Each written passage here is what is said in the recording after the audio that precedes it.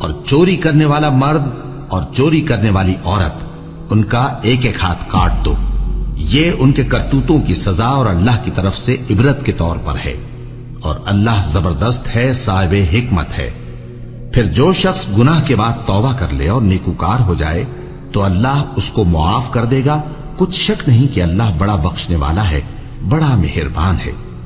کیا تم کو معلوم نہیں کہ آسمانوں اور زمین میں اللہ ہی کی سلطنت ہے، جس کو چاہے عذاب کرے اور جسے چاہے بخش دے، اور اللہ ہر چیز پر پوری طرح قادر ہے۔ والسارق والسارقۃ فاقطعوا ایدیہما، اور چوری خواہ مرد کرے خواہ چوری کرنے والی عورت ہو، ان دونوں کا ہاتھ کاٹ دو، ایک ایک ہاتھ، ایدیہما ان کے ایک ایک ہاتھ کاٹ دو۔ جزاء بما کسبا، یہ بدلہ ہے ان کے کرتوت کا، نکالا من اللہ، اور یہ عبرتناک سزا ہے اللہ کی طرف سے۔ اب دیکھیے یہاں میں مثال دیتا ہوں آپ کو اہل قرآن کی حکمت اور ان کی سمجھداری کی۔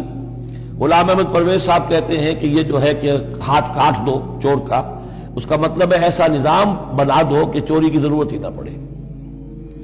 اچھا یہ تو ہم بھی چاہتے ہیں کہ نظام ایسا ہو، کفالت عامہ ہو، کوئی شخص مجبوراً چوری نہ کرے، اس لیے کہ اس کی کفالت کے لیے اگر موجود ہے، وہ ریاست جو ہے اس کی تمام بنیادی ضروریات کی وہ انڈر رائٹ کر رہی ہے، تو اسے چوری کی ضرورت نہیں ہے۔ ہم بھی چاہیں گے کہ یہ بات ٹھیک ہے، لیکن یہ کہ اس کا مطلب یہ ہے، یہ غلط ہے۔ لیکن قرآن کس طرح اپنی حفاظت کرتا ہے؟ ایسے نظام کا قائم کرنا عبرت ہوگی، ایسا نظام کا قائم کرنا ان کے کرتوتوں کی سزا ہوگی۔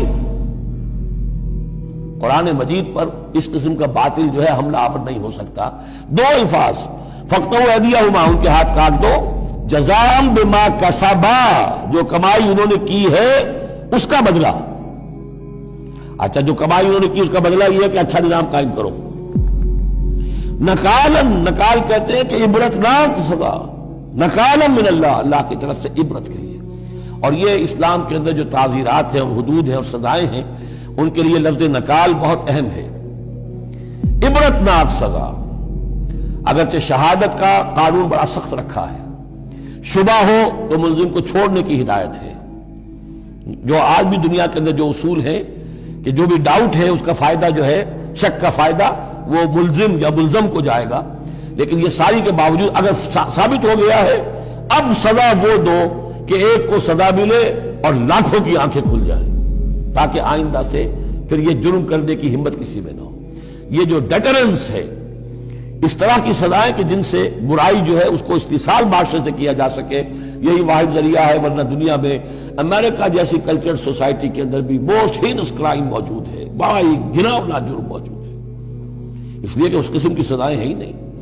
لوگ جرم کرتے ہیں، جیل میں رہے، عیش کیا، کچھ دیر کے بعد پھر آئے، پھر جرم کیا، پھر چلے گئے، باہر جا کے کیا کریں گے، وہاں تو سرکاری مہمان ہیں۔ تو یہ سارا فلسفہ جو ہے نتیجہ کہ جرم جو ہے ان کا وہ بڑھتا چلا جا رہا ہے۔ والسارق والسارقۃ فاقطعوا ایدیہما جزاء بما کسبا نکالا من اللہ واللہ عزیز حکیم، اللہ زبردست ہے، حکمت والا۔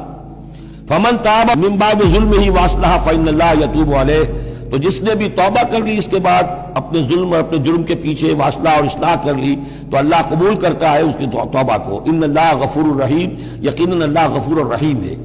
لیکن جرم کی سزا دنیا میں ختم نہیں ہوگی۔ ایک جرم جو کیا ہے وہ جرم ہے دنیا کا، گناہ ہے اللہ کا۔ جرم کی سزا دنیا میں ملے گی، گناہ کی سزا اللہ نے دینی ہے، اس کو اللہ معاف فرما دے گا اگر توبہ کی ہے۔ اگر توبہ نہیں کی ہے تو پھر یہ کہ اس کی سزا بھی ملے گی۔ الم تعلم ان اللہ لہ ملک السماوات والارض، کیا تم جانتے نہیں کہ اللہ ہی کے لیے ہے آسمان اور زمین کی بادشاہی۔ یعذب من یشاء ویغفر لمن یشاء، وہ سزا دے گا جس کو چاہے گا اور بخش دے گا جسے چاہے گا۔ واللہ علی کل شیء قدیر، اللہ ہر چیز پر قادر ہے۔